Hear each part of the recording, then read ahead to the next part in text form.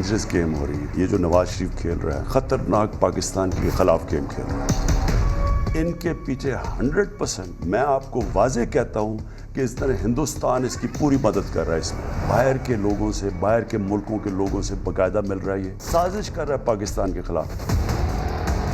جو نواز شریف کر رہا ہے یہ اتنا بڑا فتنہ کر رہا ہے. السلام علیکم خواتین و حضرات، میں ہوں مخدوم شہاب الدین. وزیر اعظم پاکستان عمران خان نے ندیم ملک کو اپنے دیے گئے انٹرویو میں ایک بڑی اہم بات کی تھی اور انہوں نے کہا تھا کہ میں 100% اس بات کا دعویٰ کر رہا ہوں کہ نواز شریف کے پیچھے بھارت ہے.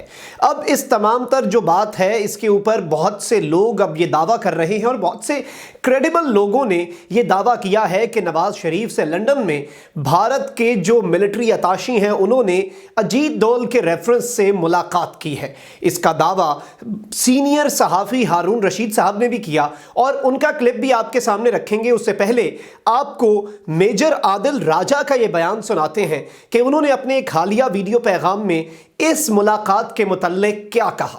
بونافائیڈ خبر ہم آپ کو دے رہے ہیں، ایک مصدقہ اطلاع آپ کو دے رہے ہیں اور اس اطلاع کو آپ کسی بھی پاکستان کی عدالت میں لے کے جائیں، ہم آپ کو وہاں پہ جا کے ثابت کر دیں گے. دنیا کی عدالت میں ہم ثابت کرنے کو تیار ہیں کہ نواز شریف صاحب جو ہیں وہ ہندوستانیوں کے ساتھ مل کے پاکستان میں تباہی و بربادی کا سامان گرم کرنا چاہتے ہیں.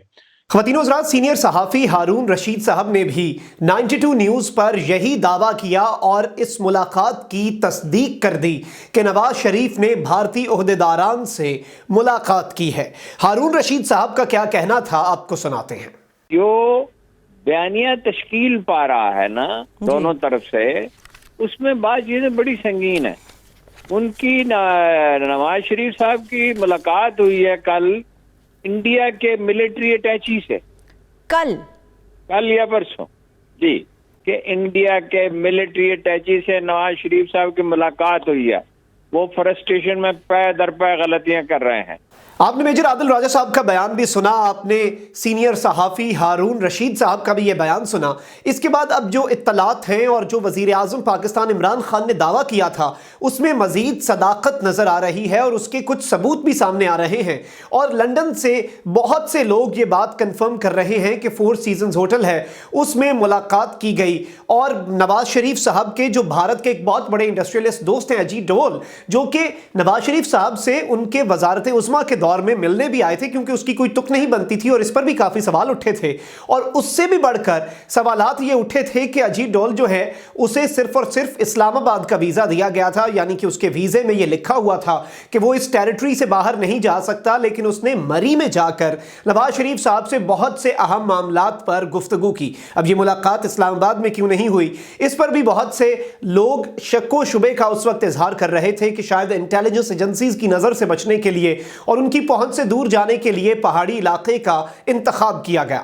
صورتحال بڑی گمبھیر ہو چکی ہے اور اس وقت نواز شریف صاحب کا جو بیانیہ ہے وہ بھی اینٹی فوج ہے اور گلگت بلتستان کو صوبہ بنانے کی کوشش کی جا رہی ہے جس پہ سب سے زیادہ چیخیں بھارت کی نکلیں گی. اور اس وقت بھارت کی پوری کوشش یہ ہے کہ کسی بھی طرح سے پاکستان کو انگیج کیا جائے، پاکستان کو اندر سے ڈیسٹیبلائز کیا جائے، پاکستان کی عوام کی انگلیاں پاکستان فوج کی جانب اٹھا دی جائیں اور اس طرح کی سچویشن بنا دی جائے کہ حکومت کو اور پاکستان کی جو اسٹیبلشمنٹ ہے اسے اپنے لالے پڑ جائیں اور بھارت اس تمام تر سچویشن میں مکھن پر بال کی طرح سے اتر جائے اور وہاں سے چلتا بنے اور گلگت بلتستان کو جو پاکستان صوبہ بنانا چاہ رہا ہے وہ نہ ہو سکے. اس کے علاوہ اور بھی بہت سے بھارت کے انٹرسٹ ہیں، لیکن اب سوال یہ پیدا ہوتا ہے کہ میاں نواز شریف صاحب اتنے کروشل اور اتنے اہم وقت پر کیوں اتنے ووکل ہوئے ہیں اچانک. اب اس کی 2 ہی وجوہات ہو سکتی ہیں. ایک وجہ تو یہ ہو سکتی ہے کہ وہ بہت ہی نادان ہیں اور نادانی میں یہ سب کر رہے ہیں اور پاکستان کے وہ خیر خواہ ہیں لیکن انہیں سمجھ نہیں آ رہی وہ کیا کر رہے ہیں اور وہ انڈیا کے انٹرسٹ کو سرو کر رہے ہیں.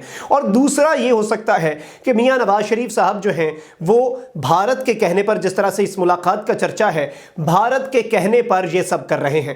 دونوں صورتوں میں انہیں سمجھنا چاہیے 3 مرتبہ کے وزیر اعظم ہیں، ایک قابل آدمی ہیں، سیاستدان رہے ہیں، گھاٹ گھاٹ کا پانی پیا ہے انہیں اس چیز کا اندازہ ہونا چاہیے کہ یا تو وہ نادان دوست ہیں یا دانا دشمن، اور یہ دونوں چیزیں ہی پاکستان کے حق میں نہیں ہیں.